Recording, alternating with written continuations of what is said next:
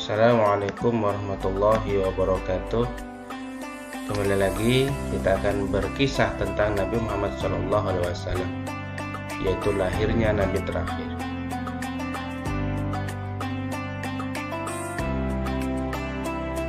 Ribuan tahun lalu, Mekah hanyalah sebuah lembah di tengah padang pasir, tempat persinggahan kafilah dagang yang kemudian diubah menjadi sebuah kota pada masa kekuasaan Nabi Ismail alaihissalam. Kota Mekah juga menjadi saksi atas lahirnya Khatamul Anbiya, penutup para nabi. Beliau adalah Muhammad SAW bin Abdullah. Nenek moyang Nabi Muhammad adalah Hashim bin Abdul Manaf. Saat Hashim berkuasa, kota Mekah terkenal dengan pusat perdagangannya yang makmur. Tidak ada yang dapat menyaingi kemampuan berdagang masyarakat Mekah pada saat itu. Namun sayangnya, kehebatan masyarakat Mekah dalam berdagang tidak sebanding dengan kebiasaan jahiliyah yang sering mereka lakukan. Hei, lihatlah burung itu. Sedari tadi ia terbang di atas kepalaku, lalu berbelok ke arah kiri. Nenekku pernah berkata, jika burung itu berbelok ke arah kiri, maka kau akan tertimpa sial. Benarkah ucapanmu? Ya, tentu saja. Menurut masyarakat jahiliyah, jika burung itu berbelok ke kanan, maka nasib baik akan datang. Begitu pula sebaliknya. Orang-orang Arab sangat percaya pada tahayul. Kebiasaan jahil lainnya adalah tentang penyembahan berhala. Awal mula penyembahan berhala di kota Mekah ketika seorang bernama Amr bin Luhai membawa berhala besar yang bernama Hubal Jaisam, dan ia meletakkan berhala itu di sekitar Ka'bah dan ia menyuruh orang-orang menyembahnya. Ayo cepat, bawa kemari minumannya. Kerongkonganku rasanya kering sekali. Sabarlah sebentar kawan. Bagaimana kalau kita berjudi sambil minum-minum? Tawaranmu sungguh menggiurkan. Tentu aku tidak bisa melewatkannya kali ini. Hei, kamu yang duduk di sana, panggil para penari untuk menghibur kami. Tidak hanya berjudi dan minum arak, pencurian dan perampokan juga hal yang terjadi. Sasarannya adalah orang asing yang mereka temui di jalan. Hei kau, cepat turun dan serahkan semua harta yang kalian bawa. Mulai saat ini, kau dan istrimu adalah budak di rumahku. Kalian berdua jangan sekali-kali berani melawanku, atau nyawa kalian melayang. Tak terasa tahun demi tahun berlalu dengan cepat. Kepemimpinan Hashim digantikan oleh pemimpin lain yang lebih muda dan kompeten saat ia telah berusia lanjut. Sebelum Hashim meninggal, ia mewariskan banyak harta kepada Abdul Muthalib. Wahai keponakanku, semua ini adalah harta milik ayahmu. Kau pantas mendapatkannya. Terima kasih, wahai paman. Aku akan menggunakan semua harta peninggalan ayahku untuk kebaikan. Saat ini bertugas menyediakan air dan makanan bagi pengunjung Ka'bah. Saat itu Ka'bah sangat ramai dikunjungi oleh orang-orang melebihi gereja Al-Qul di Yaman milik Raja Abraha. Seiring berjalannya waktu, persediaan air semakin menipis. Pada saat itulah Abdul Muthalib teringat tentang cerita sumur Zam-Zam. Banyak yang mengatakan bahwa sumur Zam-Zam telah tertimbun ratusan tahun yang lalu. Sepertinya aku harus menemukan sumur Zam-Zam itu. Apalagi tugasku sekarang sebagai si Khoya. Wahai Harits, anakku, kemarilah. Dapatkah engkau menemaniku mencari sumur Zam-Zam yang telah tertimbun tanah ratusan tahun lamanya itu? Baiklah, dengan senang hati aku siap membantumu mencari sumur Zam-Zam itu, wahai ayah. Abdul Muthalib dan Haris berpencar untuk menggali di beberapa tempat, namun tidak ada hasil. Orang-orang melihat Abdul Muthalib dan Haris hanya bisa mencemooh. Wahai Abdul Muthalib, mengapa engkau mengerjakan perbuatan yang sia-sia? Sumur itu telah lama hilang tertimbun tanah. Benar yang dikatakannya. Bukankah dahulu nenek moyang kita, Ludzas bin Amr, pernah mencari tapi juga tidak berhasil? Sudahlah, biarkan saja dia.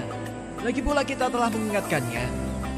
Abdul Muthalib seperti mendapat petunjuk keberadaan sumur Zam-Zam. Dalam tidurnya keesokan harinya, dengan penuh semangat, Abdul Muthalib dan Haris kembali menggali di antara dua berhala. Wahai ayah, Apa mungkin sumur Zam-Zam benar-benar telah lenyap tertimbun tanah? Wahai anakku, kalau kita bersabar, Allah akan memudahkan pencarian kita. Tiba-tiba air memancar. Ayah, lihat, ada air. Alhamdulillah. Ayo Harits, gali terus. Sekarang dengan ditemukannya sumur Zam-Zam, maka Abdul Muthalib tidak khawatir lagi untuk memenuhi keperluan air para pengunjung Ka'bah.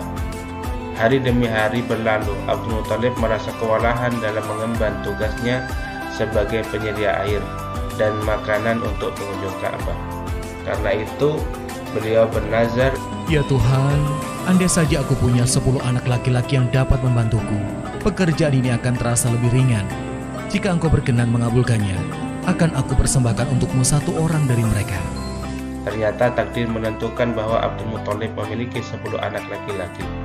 Setelah mereka dewasa, dilakukan undian. Setelah diundi beberapa kali, nama yang muncul selalu sama, yaitu Abdullah si anak bungsu. Wahai anak-anakku, sebenarnya hal ini sangat berat untuk aku lakukan. Tapi aku telah terlanjur bernazar. Sebenarnya Abdul Muthalib tidak sampai hati menyampaikan nazar yang telah ia katakan dulu. Hai saudaraku, jangan engkau lakukan itu. Batalkan nazarmu dan meminta ampunlah kepada Tuhan Hubal. Lalu apa yang harus aku persembahkan sebagai ganti dari Abdullah? Kalau engkau dapat menebusnya dengan harta, maka berikanlah itu kepada berhala agar mereka tetap berkenan kepadamu. Menurut kami, itu keputusan yang terbaik. Melakukan perundingan cukup lama, diputuskan bahwa Abdul Muthalib harus menyerahkan 100 ekor unta sebagai ganti dari persembahan Abdullah. Abdullah adalah pemuda baik, sopan, dan berwajah tampan. Abdul Muthalib berencana menjodohkan Abdullah dengan anak dari Wahab bin Abdul Manaf bernama Aminah, yang merupakan gadis dengan nasab yang terbaik di antara suku Quraisy. Akhirnya mereka berdua menikah. Saat Aminah sedang hamil muda, Abdullah harus pergi ke Syam untuk berdagang. Wahai istriku, musim semi telah tiba. Ini tandanya aku harus melakukan perjalanan dagang ke Syam. Keesokan harinya, Abdullah harus pergi bersama kafilah dagang yang lain. Aminah melepas kepergian suaminya dengan duka.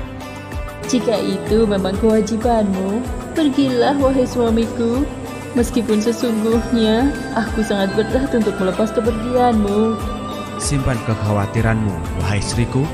Aku sekarang ini harus bekerja keras untuk calon bayi yang ada di dalam kandunganmu ini. Dalam perjalanan dagang, Abdullah berjalan lancar. Dalam perjalanan pulang, Abdullah singgah ke Madinah untuk menemui sanak saudara dari ibunya. Ketika beristirahat, tiba-tiba Abdullah merasa kesakitan dan merasa tidak sanggup untuk melanjutkan perjalanan. Wahai kawanku, sepertinya aku tidak sanggup untuk melanjutkan perjalanan ke Mekah. Tolong sampaikan kabar tidak baik ini kepada ayahku. Baik, wahai Abdullah, aku akan menyampaikannya kepada Abdul Muthalib sesampainya di Mekah. Ketika berita itu sampai ke telinga Abdul Muthalib, beliau segera menyuruh anak sulungnya Haris untuk melihat kondisi Abdullah dan mengajaknya untuk pulang ke Mekah. Namun setibanya Haris di Madinah, Abdullah telah meninggal beberapa saat sebelum kau datang, wahai Haris. Inna lillahi wa inna ilaihi raji'un. semua anggota keluarga Abdul Muthalib berduka mendengar kabar tersebut.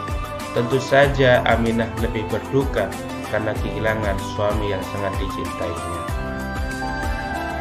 Wahai bayi yang ada dalam perutku, semoga kelak engkau tumbuh menjadi orang yang bermanfaat bagi sekitar, seperti mendiang ayahmu, walaupun kalian belum sempat bertemu. Abdullah meninggalkan warisan berupa beberapa hewan ternak dan seorang budak perempuan bernama Ummu Aiman. Pada tahun kelahiran Nabi Muhammad, terjadi peristiwa penyerangan yang dahsyat oleh Raja Abraha. Saat itu Makkah dipimpin oleh Abdul Muthalib. Raja Abraha berniat untuk menghancurkan Ka'bah karena merasa iri, merasa tersaingi dengan kemasyhuran Ka'bah. Namun Allah Subhanahu wa taala mengagalkan penyerangan Abraha beserta pasukan gajah. Tepatnya pada hari Senin tanggal 12 Rabiul Awal tahun 571 Masehi, Aminah melahirkan bayinya, seorang bayi laki-laki tampan dan bersinar terang. Semua keluarga besar bersuka cita dengan kelahiran Muhammad, seolah Abdullah hadir kembali di tengah-tengah mereka. Dengan penuh sukacita, Abdul Muthalib menggendong cucunya untuk bertawaf di Ka'bah. Kehadiranmu mengingatkanku pada ayahmu. Sungguh, memandang wajahmu mengingatkanku akan ayahmu, wahai cucuku. Ya Allah, terima kasih atas hadiah terindah ini. Aku sangat bersyukur atas kelahiran bayi ini. Akan kuberi nama dia Muhammad, kata Abdul Muthalib.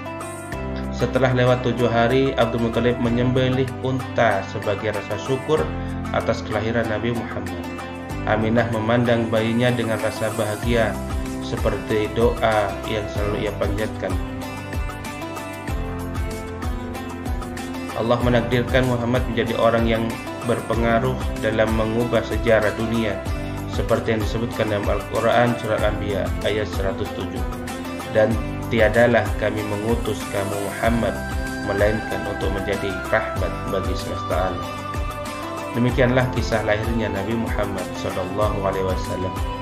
Beberapa hikmah yang dapat kita ambil dari kisah diantaranya: pertama, kesabaran dan niat baik dalam melakukan pekerjaan akan dimudahkan oleh Allah, seperti tekad kuat Abdul Muthalib dalam menemukan sumur Zam-Zam untuk memakmurkan Ka'bah. Kedua, jangan terlalu lama larut dalam kesedihan, karena semua yang bernyawa akan mati dan akan digantikan dengan generasi baru, seperti kelahiran Nabi Muhammad yang menjadi penyejuk hati setelah kematian Abdullah. Demikian kisah yang bisa kita ambil, mudah-mudahan dapat bermanfaat. Terima kasih. Wassalamualaikum warahmatullahi wabarakatuh.